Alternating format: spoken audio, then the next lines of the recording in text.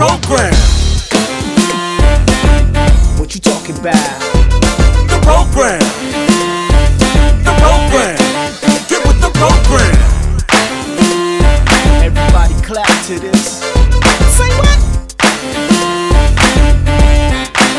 Get with the program. It starts now. Hello and welcome to Get With The Program Radio Show. I'm your host, Gary Jones. Get With The Program Radio Show is a multicultural, informative, relevant, and entertaining one-hour weekly show offering you a combination of diverse interviews with questions and comments. And we will, as always, act as a positive source of information. Now listen, if you want to be a guest on the show, all you got to do is log into www.getwiththeprogram.biz. Shoot me an email, leave me a message. You never know, you may have a conversation that we would love to talk about. Or you can give me a call at 919-255-2757. Again, the number is 919-255-27. Or email me, GaryJones16@yahoo.com. Now listen, today we will be joined in the studio with student minister brother Richard Muhammad of Greenville, North Carolina. He's a Greenville, North Carolina representative of the Honorable Minister Louis Farrakhan. He also serves as the first vice president of the African American Caucus of the North Carolina Democratic Party. We're going to have a good conversation today. Now listen, our topic today is voting and the numerical deficit within the system. Voting and the numerical deficit within the system. Brother, it's a pleasure to have you here. You know, we always meet in different grounds and different places, which is always good. I see you out in the community doing your thing all the time. You're always busy every time I see you, brother. Yes, sir. Which is put the work in. Which is a good thing. So, tell me a little bit about yourself, brother Richard. Where you from? What's going on with you? Well, first of all, I'd like to say in the name of God, the most gracious, the most merciful, I bear witness that there is no God but Allah. Mm-hmm. And I thank you for the opportunity. Well, my name is Brother Richard Muhammad. I'm the student representative of the Honorable Minister Louis Farrakhan in Greenville, North Carolina, which is located in Pitt County, serving eastern North Carolina and the cities surrounding that area. I've been in eastern North Carolina for a little over 25 years, so I've been down here quite a long time. Mm-hmm. Originally, I'm from the Midwest. Okay, the Midwest. Okay. Yes. So we've made you one of us over here in North Carolina. Yeah. You did do that. Oh, man. Okay, so we're going to get into the topic. Now, as a student for Minister Louis Farrakhan, what has that experience been like? Because, I mean, I know that's got to be a quite interesting experience because I definitely follow Brother Minister Farrakhan. Love this brother. Well, you know, first I would like to say it's an honor to serve, you know, as the student minister. I came in, of course, not that. I came in as a young man, very young, 19 years old, and have gained so much knowledge and experience. And if it was not for the direction that an example that he has given to me and many other brothers throughout the nation, we would not have achieved what we're achieving. And we hope to move forward with his spirit, with his mind, with his dedication and love for our community until we receive justice as a community. Wonderful. Now, speaking of Brother Minister Louis Farrakhan, there's some things going on with him in the news with Facebook right now here. I guess we'll touch on that before we get into the conversation. But I've been watching the news, and they banned Minister Farrakhan from Facebook. Yes. Unfortunately, but calculated by his open enemies, and he does have enemies because he's a man amongst us who has been sent to help raise us up to a level of consciousness about our condition as a people. And those who want to continue to make property off of us, use us as a tool, and manipulate our resources, ingenuity, and genius from our community, they do not want to hear of a man such as the Honorable Minister Louis Farrakhan giving us knowledge of self and how to deal with today's circumstances. Because I can definitely relate to you, because knowledge is power. Yes, it is. And has always been. And the control of the communication is a way of preventing us from getting the knowledge. Now, I mentioned you're connected with the caucus, North Carolina Democratic Caucus, African American. Yes. How did you get involved with the caucus? Well, I got involved at with the caucus. Maybe I came to a meeting maybe 3 or 4 years ago, and I was invited by someone and I met Miss Linda Wilkins Daniels, who was serving as the president at that time, and we developed a working relationship. She had some views. I respected her position because she's a relentless fighter. She's unafraid, like many other black leaders throughout this state who are afraid. She's willing to put the issues that affect the black community in the forefront, and not wavering and not concerned about what the other ones who represent us,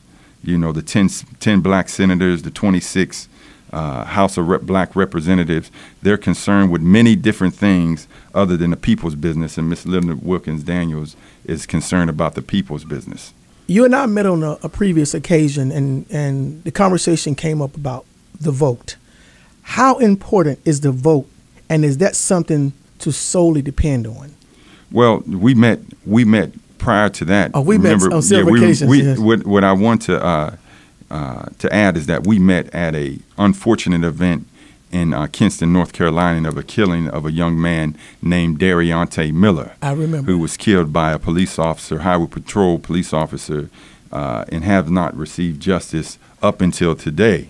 So, unfortunately, I would say that what you said surmise is that voting is not the end-all, be-all. It's a tool that could help alleviate some of the conditions that we met under, which is the death, police brutality, these issues that affect our community.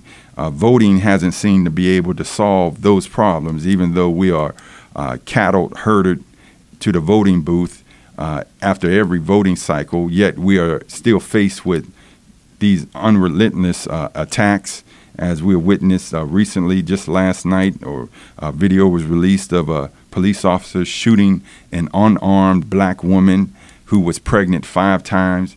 Can voting fix that? No, it can't. But we can discuss how voting can be used properly.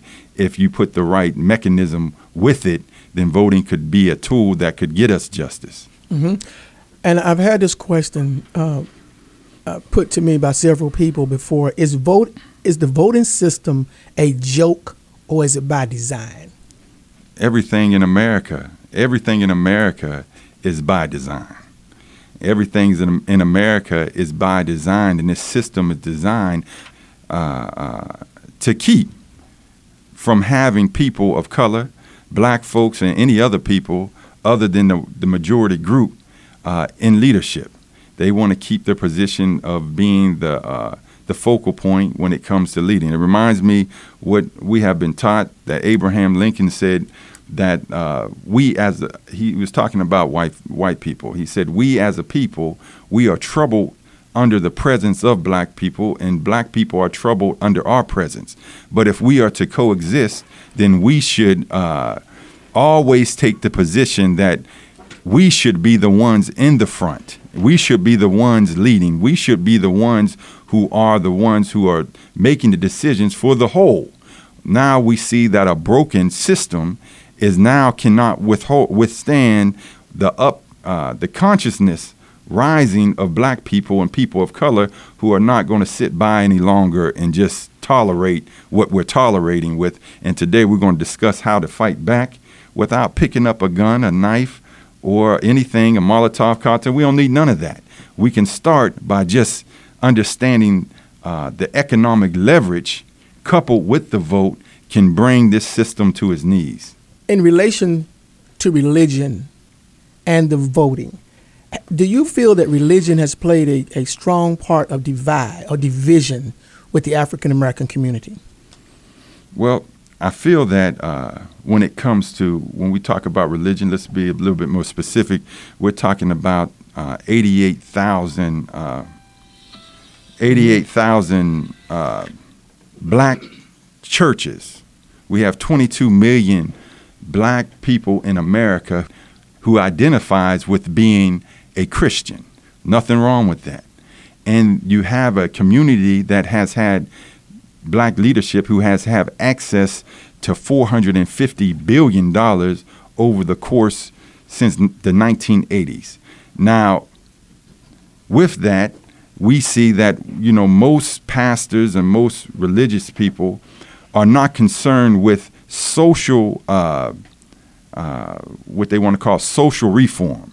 Or some are, but the majority are not concerned with social reform. They want you to get what you should be getting access to in the sweet by and by. We don't want to wait until after the casket drop to get justice or get a nice home or get nice streets. We want to get justice. We want to get nice homes and all that here. As the scripture says, thy will be done in heaven as in earth. So we want some of that right now. And voting is right now is absolutely a joke because it's not solving our problems. But voting can be a tool if the leadership amongst black people would just the number one tool, the number one thing that we have to get other than teaching our people to vote, we have to discuss the need for unity within our community, the need for unity amongst black organizations, the need of unity amongst black churches, the need of unity amongst black professionals. If we had that kind of system in place, then we would not suffer and the voting would be much powerful than what it is. Right now, it is unfortunately a joke, and most of our young people and most of the people are leaving the Democratic Party, and they're leaving not because it's the wrong thing to do, because unfortunately the white Democrats have not served black Democrats, and that's for one thing. That's why I got involved, particularly with the African American Caucus, because it was formed in the beginning to address the issues of the black community. So they have some reforming to do. The whole system has reforming to do. Speaking of the black church, do you feel that the black church is doing enough for the community? Because we have the mega churches. We have the mega churches going on, and churches where you find a large body of black people at one time. And I visit several different churches, and I find sometimes in churches, they're not addressing issues in the community. They're constantly talking about issues that relate to the Bible, that they talk about over and over and over and over again, and it's saying the same thing. So you think the black church is doing enough for the community? Well, let me answer this question, deal with this question this way. The Honorable Minister Louis Farrakhan taught us that proper preaching is preaching which is consistent with the time and the nature of things, so that in the hour that Satan attacks the people of God, that the preaching that the preacher gives the people will fortify them so that they will be able to deal with what is coming against them. So right now, the leadership that I see is that amongst, I want to stay particularly of Eastern North Carolina because I studied it. I've been around it. And I can speak for the whole state, but it's probably a microcosm of what's going on in the whole state. I know that the leadership in that area is very weak when it comes to issues affecting the black community. This is not an attack on the church. This is an attack on the shepherd, because Jesus said that you would know. He said, I am the good shepherd, and the good shepherd would be willing to lay down their life for the sheep.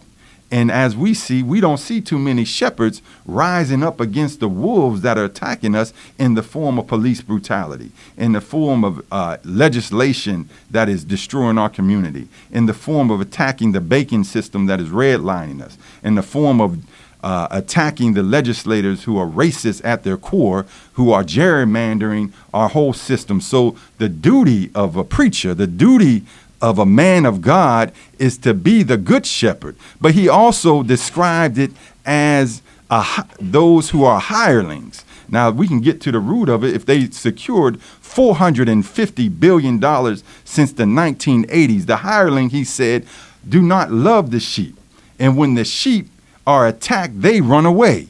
So the hireling does it for money. So if you have $450 billion at your hand since the 1980s, and we are still living in blighted communities where they draw ties from and where they take money and resources from grandma and little people and they use that, then the answer is right there. Our community bears witness with 200 churches in some cities. and the community is still suffering, that's your answer. Ask the little man, is the church serving them? And they will give you the absolute honest to God answer, and they would probably say, hell no. Early in the show, we talked about the lady that, back to police brutality, we talked about the lady who was murdered recently, shot 5 times, and she was pregnant. Now, with that being said, what you think is going to take for the African American, for the black man to raise up? What is it going to take? Is it going to take more killings like that? Is it going to be some point? Because we had 2 leaders that was prominent in their area, Martin Luther King, Dr. Martin Luther King, and Malcolm X, Brother Malcolm X. We had one that was violent, one that was for nonviolence. So there's, as they mentioned, but what will it take to wake our people up and stop this violence? Well, you know, Brother Gary, one thing that most of us who are in the black community, and most people love following people who are not present. They're dead and gone. And we understand them in the light of their the knowledge that they gave us and left. But I have to reference back to the one who is alive today, the Honorable Minister Louis Farrakhan. And I don't follow a dead man. I follow a man that is alive, and a man that is giving us guidance that will protect us in this hour. And what we need is very simple. We need to show each other love. And if we had more love in the community. Now, how do you get love in the community? You get love in the community when you in the disunited state of our community. That means that the number one focus of our community should not be the vote. The number one focus of our community should be, how are we going to come together and end the differences amongst us as organizations, as churches? We should not be divided when we're suffering in the same area under the same condition. So it takes leadership. All those who are in leadership has to tell the people that they have a voice over, that we have to settle our differences. We have to be united. We have to show each other love. And it should be easy to do that because of the examples of what we have studied in the men of Dr.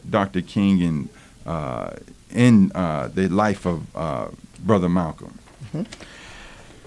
When African Americans, such as perhaps the former President Barack Obama and other black politicians, get in positions to lead due to the success of their vote, do they really have the power to use for the outcome of their win, and should we depend on them? Because often politicians get in seats, African Americans get in seats, but do they really have the power? This will segue right into what we're going to get to, but we have to ask ourselves this: most of those who rise up in our community to serve us as representatives into the system, the political system, or the world, they go in there more than likely with good intentions.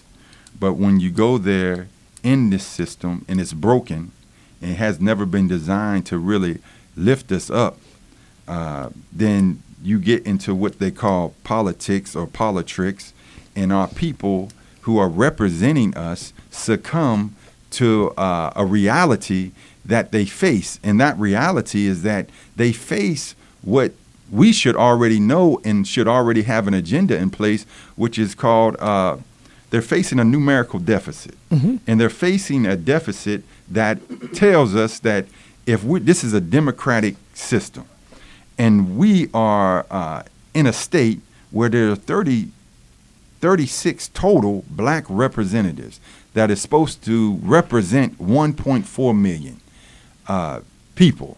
Now, if you look at the cities throughout North Carolina, just the top 10 most dangerous cities in North Carolina that has a black population: Whiteville, Waterboro, Kinston, Williamston, Clinton, Reedsville, Rockingham, Roanoke Rapids, Washington, and Goldsboro. Those are the most dangerous cities in North Carolina on a recent report released. Now, what is going on is that we should understand just by math that if we have 36 people in a house, North Carolina house, that's representing 1.4 million people. And we have different, I think Mecklenburg may be an exception, where we are the predominant majority in that city council setting. But when you go all the way up to Washington, D.C., and you look at a House of Representatives, 435, total Congress, 435 people, you'll see that there's only 100-something total members of the Democratic caucus. Now, the question that arises is that when we do create bills, and I know my brothers and sisters want to form political PACs, but when we do create a bill, we raise money, how is the bill possibly going to be passed into law when you don't have the votes to get the law passed? And in the climate of the state of North Carolina, where you can clearly see that it doesn't represent the best interests of our community, and that you can see with the robbing of the election in Mecklenburg and all the chaos in Mecklenburg, where cheating and voter fraud has been uncovered, then they was going to go out all expenses. They put their man in, and then you have what I would say racist legislators who are not concerned with the black community. How are you going to get something passed for you?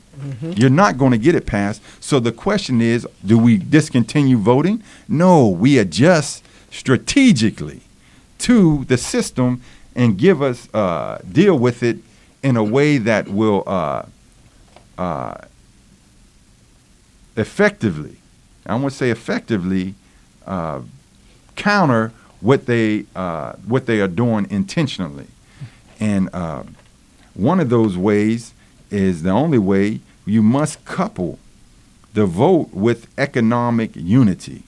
With economic unity, we could use the leverage. See, we have to understand what leverage is. We're leveraging the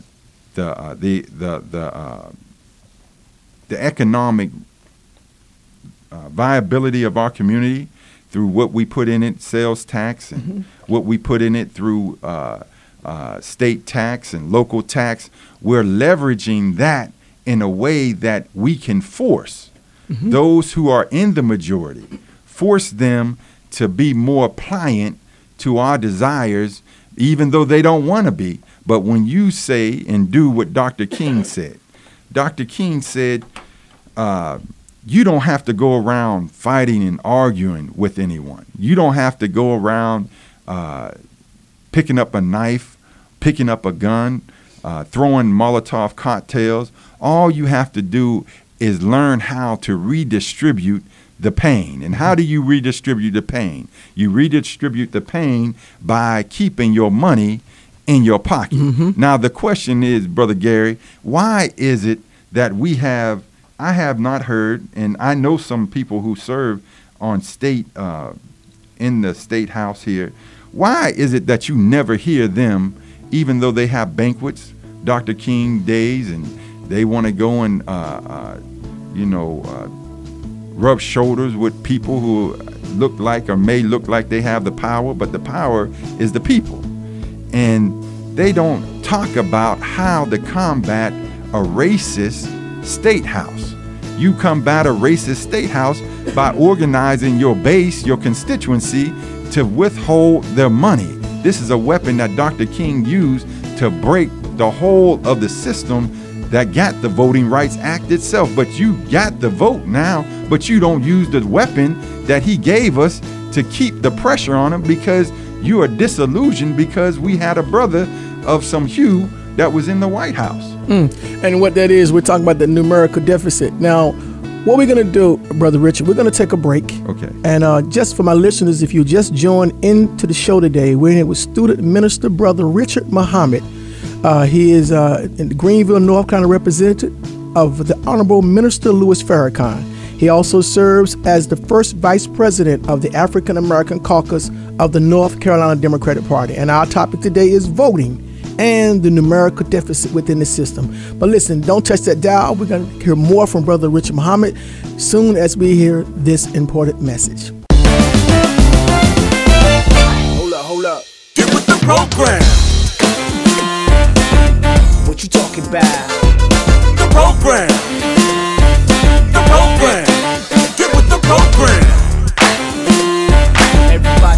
clap to this.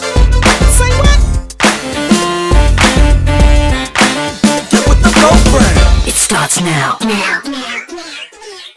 Hello and welcome back to Get With The Program Radio Show. Again, I'm your host, Gary Jones. Get With The Program Radio Show is a multicultural, informative, relevant, and entertaining one-hour weekly show offering you a combination of diverse interviews with questions and comments, and we will act as a positive source of information. Now listen, as I always say, you want to be a guest on the show, go to www.getwiththeprogram.biz, shoot me an email, leave me a message. You never know, you may have a conversation that we would love to talk about. Today, we are joined in the studio with student minister brother Richard Muhammad, who is in the Greenville, North Carolina area. He's the Greenville, North Carolina representative of the Honorable Minister Louis Farrakhan. He also serves as the first vice president of the African American Caucus of the North Carolina Democratic Party.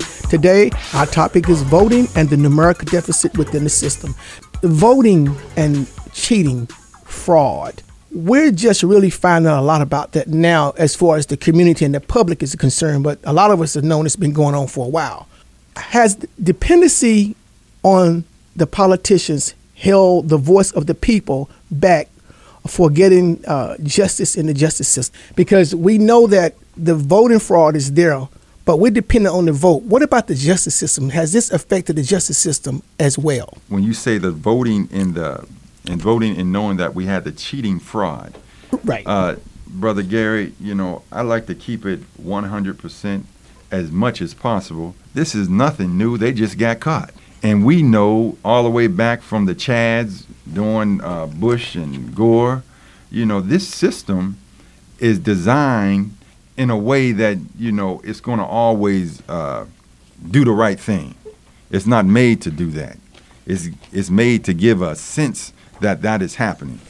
When you talk about the criminal justice system and these acts of police brutality and these different things that we're witnessing daily, and we are too much, as a people, we are too much dependent on the politician. The power is in the people's hands.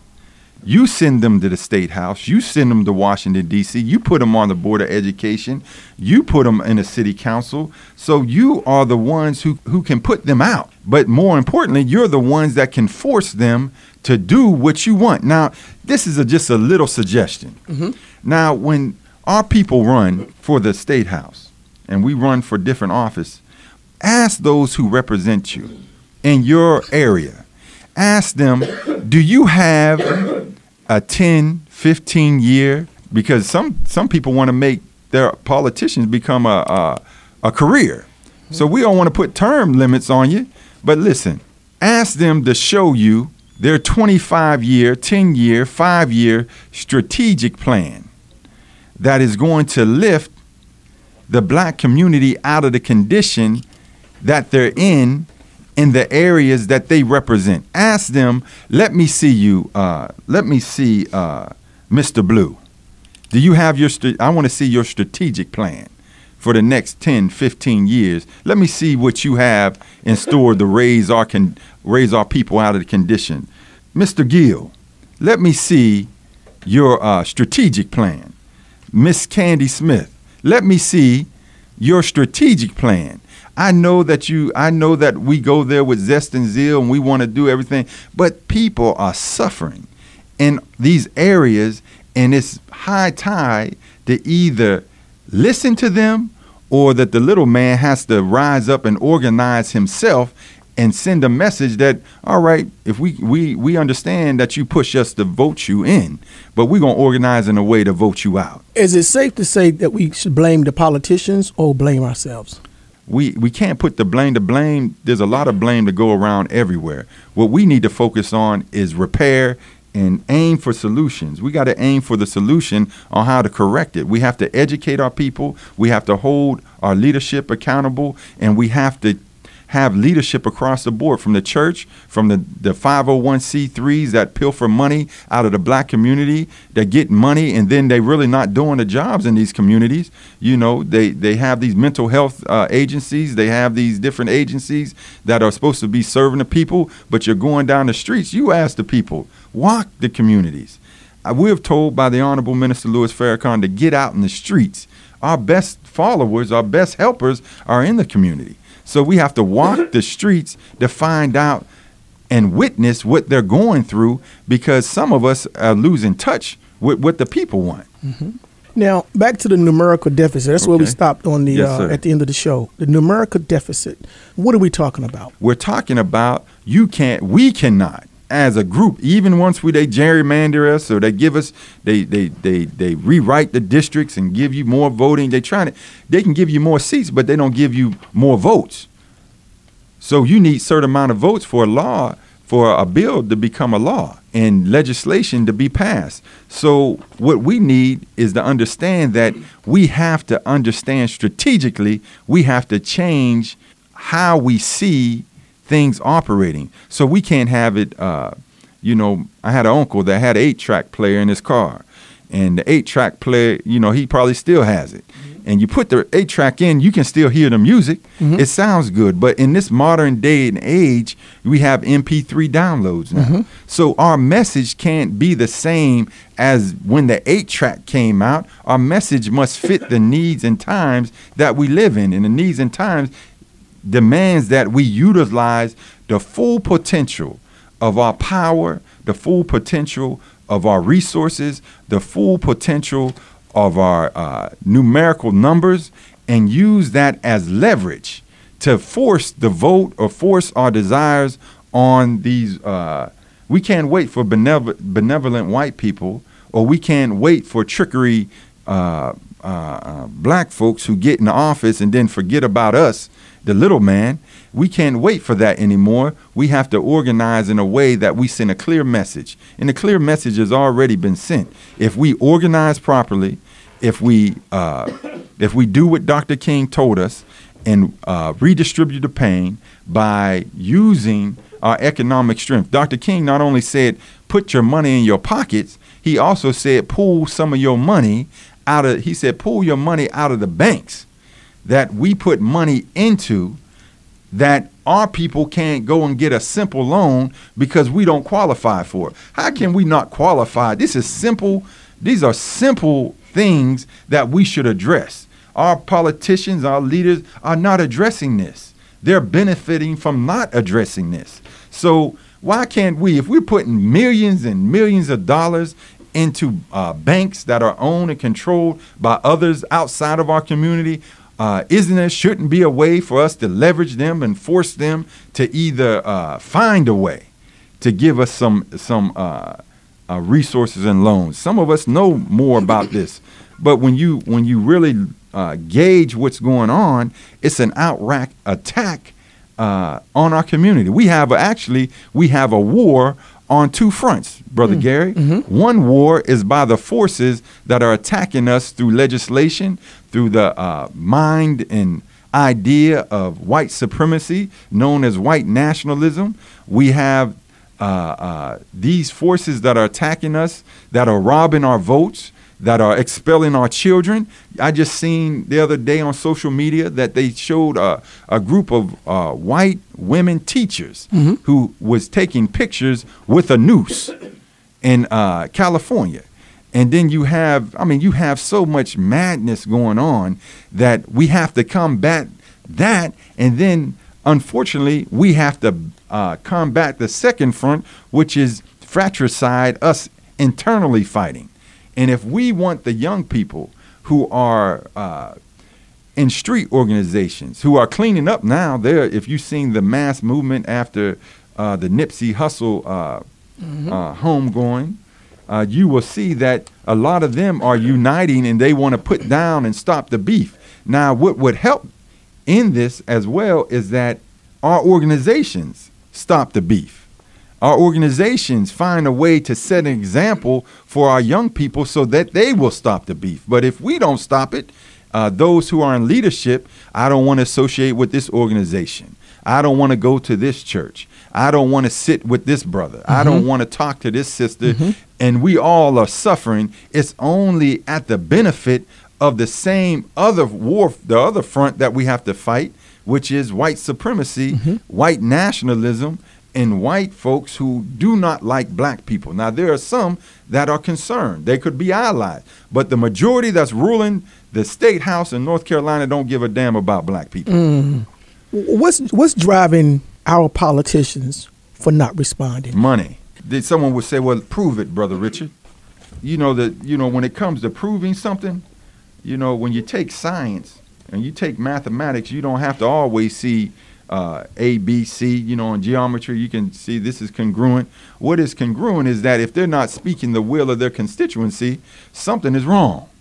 How can you be a career politician and not talk about body cams? How can you be a career politician and not be raising so much hell about waste farms near black communities, environmental issues concerning the black community? How can you be a politician and allow these things to continue unless you getting some kind of money? You got to be getting some kind of benefit or access to something that maybe that is more important than the people's business. But I would like to remind those who that lead us. There are young people out here, and I can say that I talk to them in Eastern North Carolina in our city. There are young people out here that are fed up with those types, and we don't want to call them Uncle Toms in 2019. We don't want to call them ham bones or handkerchief head Negroes. We don't want to call them that. But the young people are so fed up with them. This is why they're leaving the Democratic Party, because the ones who want to preach Democratic Party, you're not representing them. So either change, or them young people are going to rise up. And when they rise up, it's not going to be pretty. For the rise and the change of the African American community, and you've been studying this whole process for a while, because you started in the nation as an early young man. How long do you see right now in your vision? When do you see and what's going to make change happen? We have to have the right leadership that is going to come up. All of them don't have to be part of the Nation of Islam. This was my path. They're already, this is my path that got me on the straight path, but they have to have a conviction, and they have to have an unyielding love to see our people in a better condition. They have to be fearless. They have to be not afraid of someone that, like you was telling me, Brother Gary, before we started, you shared with me, brother, people didn't like your show. So they threatened you and called you up and said, brother, we're going to kill you. Brother, we're gonna chase you down. We're going to come after you. See, we got to have people that are fearless to say, well, can't you be chased down? Can't you be harmed? Can't you be, when you have that kind of spirit to say, look, you can't, if you kill us, then the response to killing may not necessarily be the same, but we're going to put fear in you to make you think that we're going to come and do the same thing to you that you want to do to us, that's the potential of happening. Because the scripture tells us what a man sows, the law of justice says that he will reap. And what a man does to one another, if he wants to live by the sword, then the scripture, I'm not saying it, then you must die by the sword. The scripture says an eye for an eye. That means that, and what's the problem is that, this attack on black masculinity. We're not talking about black masculinity in the sense that those who want to rise up, to speak up, that sound strong. I don't care what your thoughts or your lifestyle is, but you have to, at some point, you have to take the masculine side. Masculine men and very strong women must come together and say, look, we're going to put an end to what we see going on, and we cannot run from a fight. So as long as they think that they can intimidate us and tell us and threaten our lives, well, guess what? Those of us who love Jesus, he was willing to give his life for the sheep. He was willing to bear his cross. And every one of us that talk Hosanna, Hosanna, and it reminds me right when Jesus was at a place called Philippi Sisera. And it was a place where everybody accepted him. And everyone loved him. He didn't have any beef. Everyone didn't care what he taught. Everyone didn't worry about what he was saying. They enjoyed him. But while he was in that place of comfort, pastor, leader, those who represent us, in this place of comfort, he turned his face to Jerusalem. And as soon as he turned his face to Jerusalem, the people around him, his disciples, said, Lord, why are you going there? You're going to be crucified there. Why are you going to go to a place where you know you're going to have trouble? Why are you going to go to a place where you are facing imminent death? We got it fine here. Mm-hmm. See, but there's a conviction that once you know God and you know your Father and you love the sheep, you're willing to go to the place where you must go as a leader. Now, everyone out here is not a religious person, but you have to go to a place where if you believe in justice, in this hour, we need those people to stand and turn your face and say, look, we only got one life to live. And if I can make it better for the ones who come behind me, and if it costs me my life, then we have to be willing to go. And that's the example that I love so much about the man that I have the honor to represent, the Honorable Minister Louis Farrakhan, because no matter what they have done to him, and no matter what they have said about him, and no matter how they beat him up in the media, he has not wavered. He has not backed down. And if you look at him, he looks like he's getting younger. Listen, you are what you eat. That's what not just food, but you are what you think. Mm-hmm. And if you are, and you know in your heart that you are the true servant of God and that you love your people, then the love shines from the inside out. Mm-hmm. And our leaders have to be made from the inside out first. You got to do a test on them. Mm-hmm. And if they don't have no love and no fight in them, then they don't need to serve in this hour amongst black folks. Now, I heard you mention earlier, we talked about, back to the numerical deficit, yes, and the spending. Okay. I hear that we should perhaps have a time when we just stop spending money in order to get perhaps some of the things or all of the things or most of the things that we want is to stop spending money. Okay, now we talked about this. Now here's a strategy. The strategy is that instead of trying to organize a whole state that is divided in the leadership and divided across the board, instead of organizing those states, those different counties. Connecting the dots. But what we do is let it grow organically. When I say organically let it grow, we know that the system is broken.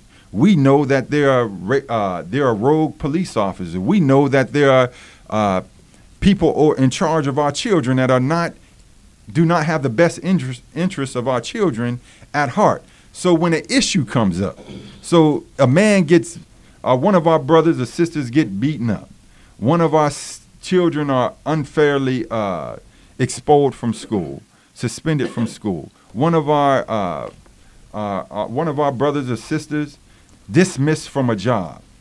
These things happen, but what needs to happen is what we call a 10-day blackout.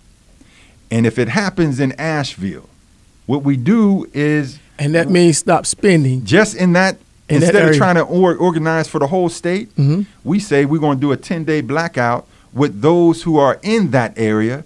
And then we begin to connect the dots because it may happen in Asheville, but next thing you know, it might happen in Lumberton. Mm-hmm. And then we do the same thing in Lumberton because we can't wait necessarily for everyone to get on board. And that's the economic power of hitting them in the pocket. And hitting them in the pocket. Mm-hmm. Because once we do that, the whole state will eventually be connected, Brother Gary, because the whole state, the black community in the whole state is suffering. Mm-hmm. And even though they do a good job at PR, these public relation firm, and unfortunately we got some good brothers who see benefit in upholding the system. They get them as their city representative or their county representative, and then they speak the well wishes of the community, and we got all kinds of stuff happen. The community leadership, but the leadership is not doing too much.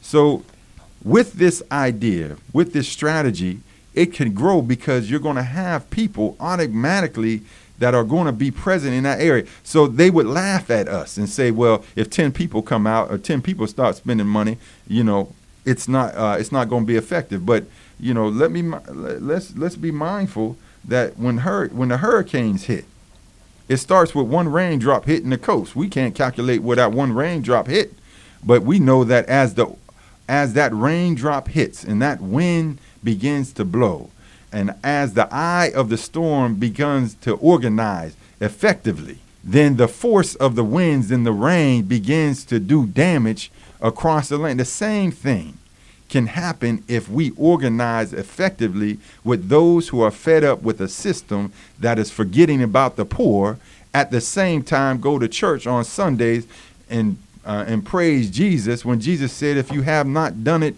unto the least of these, my brethren, you have not done it unto me. So the poor is with us always. Isn't it funny, Brother Gary, how the scripture says the poor is with us always? Why is the poor with us always? It's because when the wicked are in rulership, they're not concerned about the poor. But if you get righteous men and righteous women and men who are godly, it don't matter what color they are, ethnicity they are, but if they want to do right, they will begin to work for the poor.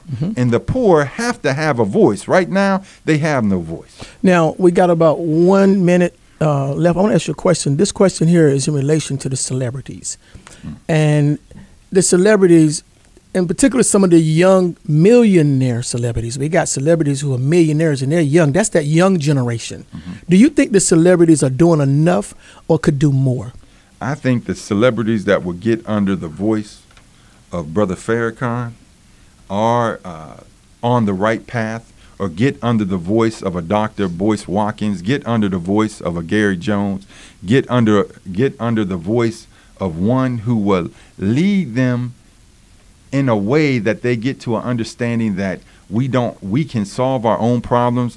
And Brother Gary, what I want to take in this last minute, they can do, I want to give an example. You have 565,000 black Democrats that are registered to vote.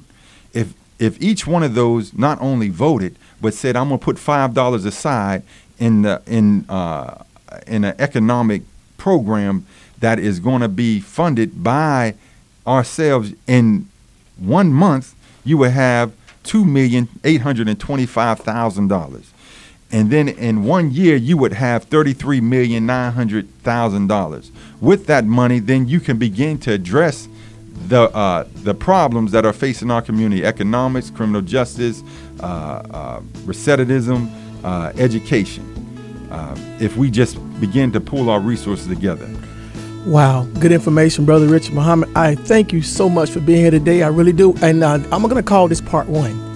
Yes, sir. Because we're going to bring you back soon, part 2, because we have a lot to talk about. Good information. Thank you so much for being here. I really appreciate that. Yes, once we get back, we can go into more detail on how we can pull this money. But I thank you, and I appreciate you for taking a stand and being fearless and just getting information out of here, because they don't want voices that are not necessarily dissenting, but are critically analyzing the system that needs to be improved. So we thank you. Absolutely. Once again, thank you for tuning in today. Today we will join the studio with student minister, Brother Richard Muhammad, who is the Greenville, North Carolina representative of the Honorable Minister Louis Farrakhan. He also serves as the first vice president of the African American Caucus of the North Carolina Democratic Party. Today our topic was voting and the numerical deficit within the system. How can someone get in contact with they want to get in contact with? Well, I have an email. It's Richard, RICHARD, Muhammad, MUHAMMAD, 88 at gmail.com. So that's Richard Muhammad, one word, 88 at gmail.com. I'm willing to go wherever I would be invited to go to share whatever topics, but this economic piece coupled with the voting, I'm willing to go wherever. My phone, my email is open. I will respond to you. This is a very serious hour. All right, once again, thank you for being here today. I really appreciate it. And this show will be available at my website. Once again, you listen to Get With The Program radio show. I'm your host, Gary Jones. And I always say, stay positive, keep your head up, and always remember to Get with the program. What you talking about? The program. The program. Get with the program. Everybody clap to this. Say what?